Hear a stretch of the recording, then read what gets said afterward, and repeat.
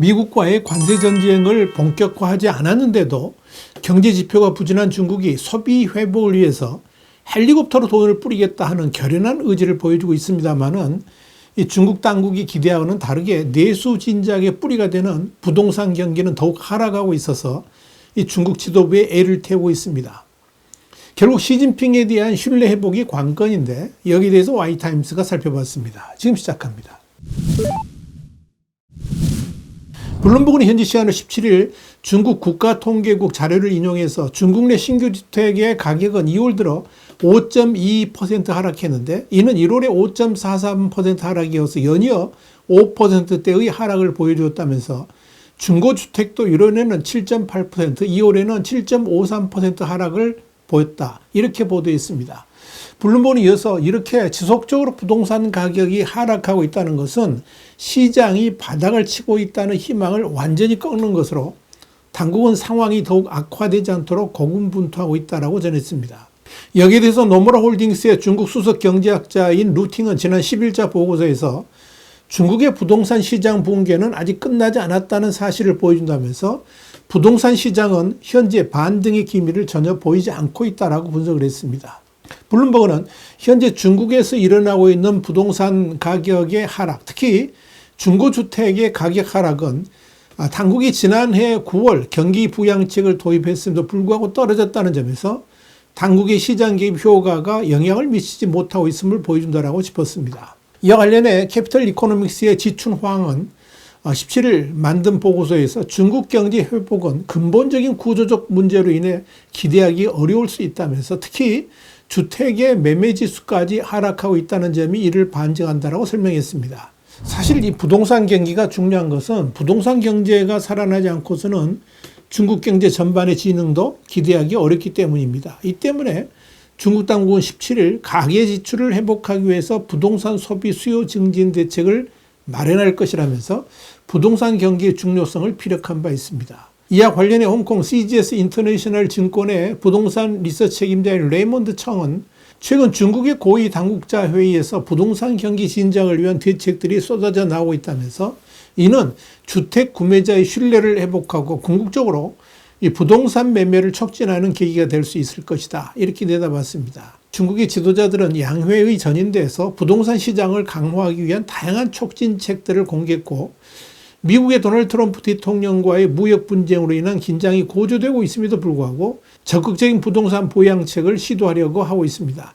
이를 위해 중국 당국은 아직 판매가 되지 않은 미분양 주택을 적극적으로 매수하는 방안도 검토하고 있습니다. 또 정책 입안자들은 이런 미분양 주택 매수를 활성화하기 위해서 지방정부에 대한 여러 규제책도 폐기하거나 완화하는 방안을 검토하고 있습니다. UOB 카이 하이안의 분석가인 제치리우와 남원쉐는 지난 10일자 보고서에서 전인대에서의 부동산 경기 진작책은 부동산 시장의 긍정적 분위기를 조성했으며 미분양 주택의 정체를 해소하기 위해 자율성이 커졌다는 것은 중요한 변화다라고 짚었습니다. 문제는 중국이 이런 정책 책임자들이 변화의 조짐을 보이는 것들이 실제로 부동산 경기에 긍정적 영향을 미칠 수 있을 것인가의 여부입니다. 사실 그동안 중국 당국은 경제 전반의 진작을 위해서 다양한 정책들을 시도했지만 정작 경제 활성화의 기반이 되는 부동산 정책들에 대해서는 등한시해왔습니다. 이유는 간단합니다. 시진핑 주석의 생각이 부동산과 거리가 있기 때문입니다. 이는 아마도 부동산에 대한 오도된 개념이 시진핑의 뇌리에 박혀있기 때문이 아닌가 보입니다. 시진핑의 생각을 단적으로 말해주는 것이 주택은 돈을 버는 수단이 아니라 단순하게 살기 위한 방편에 불과하다면서 부동산을 가계 경제의 중심으로 삼아서는 안 됐다라고 천명했습니다. 한마디로 부동산을 부를 증식하는 수단으로 삼아서는 안 된다라고 말한 겁니다. 그러나 이는 아주 잘못된 판단이죠. 시진핑은 공동부유를 기치로 모두가 함께 더불어 잘 사는 세상을 만들기 위해서 부동산으로 돈을 버는 방식의 경제체제가 이루어져서는 안 된다라고 주장을 했지만 이는 그동안 중국 경제를 형성해왔던 기본 가치를 완전히 허물어버린 겁니다. 사실 중국 경제 오늘이 있기까지 부동산의 판매와 이를 위한 경제적 연결고리가 있었기 때문에 가능했습니다. 그러다 보니까 지방정부들은 토지를 매각하는 대가로 엄청난 수익을 벌어들였고 이를 통해서 중국 경제의 성장을 돈 버는 방편으로 삼았던 겁니다. 중국의 중앙정부 역시 부동산을 통한 경제적 투자가 없었다면 매년 10%의 고성장을 이룬다는 것 자체가 불가능했을 겁니다. 그러다 보니까 중국 가구의 80% 정도가 자산을 부동산에 묶어놓고 있습니다. 다시 말씀드려서 중국 인민들의 가계 자산이 사실상 부동산에 묶여 있다는 의미입니다. 그렇기 때문에 부동산 가격이 추락하면 중국인들의 자산도 축소되는 결과를 낳습니다. 중요한 건 이렇게 중국인들의 자산이 줄어들게 되면 또 부동산에 묶여있는 자산이 축소하게 된다면 그 불안감 때문에 소비를 줄이게 되는 겁니다. 이것이 바로 내수의 부진으로 이어지는 겁니다. 중요한 건 중국 경제가 살아나려면 내수 소비가 절대적으로 필요하다는 점입니다. 중국 당국도 이를 분명히 인정합니다. 그러나 그동안 중국 당국은 부동산 경기를 살리기 위한 정책들을 시행한다고 하면서도 본질적 문제는 다루지 않고 대외적으로 선전할 수 있는 표피적 대책들만 다뤘습니다. 그런데 이런 중국 당국의 태도는 지금도 마찬가지입니다. 중국의 부동산 위기를 진짜로 살리기 위한 가장 중요한 첫걸음은 어떠한 정책이 아니고 공산당 정부에 대한 신뢰성 회복입니다. 시진핑 주석에 대한 정치적 신뢰가 형성되지 않는다면 이미 꽁꽁 얼어버린 부동산 위기, 다시 말씀드려서 중국 인민들의 얼어버린 마음은 결코 녹지 않을 겁니다. 이런 초조감과 위기감의 발로일까요? 일단 시진핑 주석은 그동안에 자신이 고집스럽게 지켜왔던 공동부유 정책도 포기할 의사를 밝혔습니다. 시진핑 주석은 지난달 주요 민영기업 대표를 베이징으로 불러 모아서 먼저 부자가 돼 공동부유를 촉진해달라고 주문했습니다.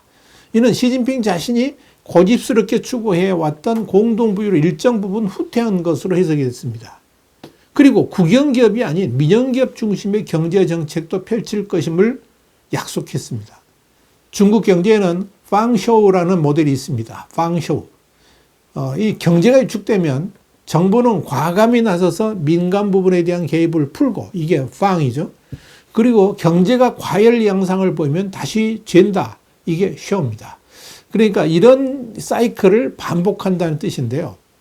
이 최악의 경제 위기 상황에서 시진핑 주석이 공동부유를 사실상 제한하고 동시에 민영기업의 족쇄를 풀면서 세금을 깎아주는 것은 중국 경제가 다시 팡의 시간으로 바뀌고 있다는 것을 시사합니다. 중요한 것은 지금부터입니다.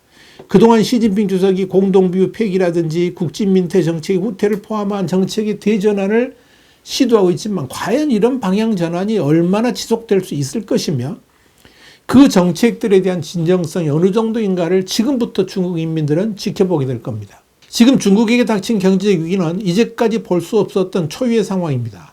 중국 내부에는 과잉 생산 탓에 재고가 쌓이고 있습니다. 또 수출 또한 날이 갈수록 막히고 있습니다. 메이드 인 차이나에 대한 반발 때문에 중국의 수출이 저항을 받고 있기 때문입니다. 그런데 중국의 수출길이 뚫리지 않는다면 중국 경제는 결코 활로를 찾지 못하게 될 겁니다.